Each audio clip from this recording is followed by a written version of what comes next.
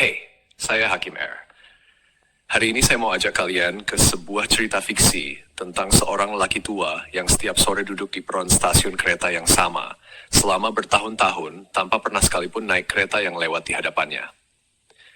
Lelaki di bangku nomor 3 Pak Tirta, 70 tahun, selalu duduk di bangku nomor 3 setiap pukul 4 sore mengamati kereta yang datang dan pergi. Penjaga stasiun, Mas Yudi, sudah hafal kebiasaan ini selama 5 tahun terakhir. Pak Tirta nggak pernah naik kereta ya?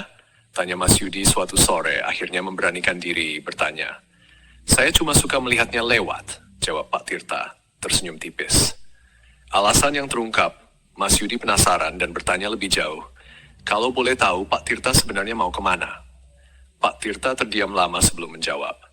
40 tahun lalu saya seharusnya naik kereta ini untuk mengejar istri saya yang waktu itu pergi ke Surabaya mengikuti pekerjaan barunya. Saya terlalu takut meninggalkan zona nyaman saya di sini.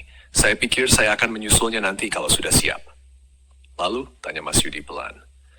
Dia menunggu 6 bulan, lalu berhenti menunggu. Saya menyalahkan pekerjaan, menyalahkan apa saja. Tapi sebenarnya, saya cuma menyalahkan diri saya sendiri yang terlalu takut naik kereta itu.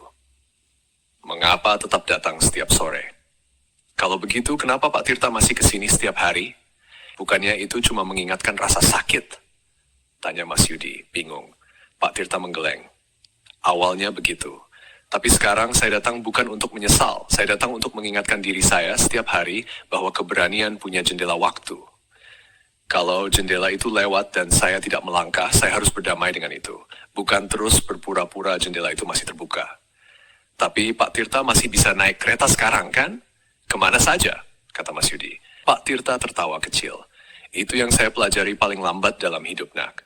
Penyesalan terbesar bukan tentang kereta yang sudah lewat 40 tahun lalu, tapi tentang kereta-kereta baru yang terus datang setiap hari, yang saya juga bisa terlambat naik kalau saya terus terjebak menyesali yang sudah pergi. Sore itu yang berbeda. Sore itu untuk pertama kalinya ketika kereta berikutnya datang, Pak Tirta berdiri dari bangku nomor 3. Mas Yudi menatapnya terkejut. Saya mau ke Bandung. Anak saya yang jarang saya kunjungi tinggal di sana, kata Pak Tirta sambil mengangkat tasnya yang sudah lama tidak pernah ia bawa. 40 tahun saya tidak bisa naik kereta yang satu itu, tapi kereta ini saya bisa.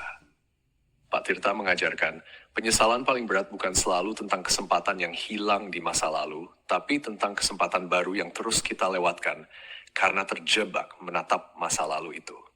Mas Yudi mengajarkan, kadang yang kita butuhkan hanya seseorang yang mau bertanya untuk membantu kita melihat diri sendiri lebih jelas. Satu pertanyaan sebelum selesai. Ada kereta baru apa dalam hidupmu sekarang yang mungkin sedang kamu lewatkan karena saya duduk di bangku nomor 3 menatap penyesalan lama? Tulis di komentar dan tag teman yang perlu diingatkan untuk berhenti menunggu dan mulai melangkah. Jangan lupa like dan subscribe. This is Hakim R. Salam hikmah. Bukan sekadar hidup, tapi hidup dengan makna.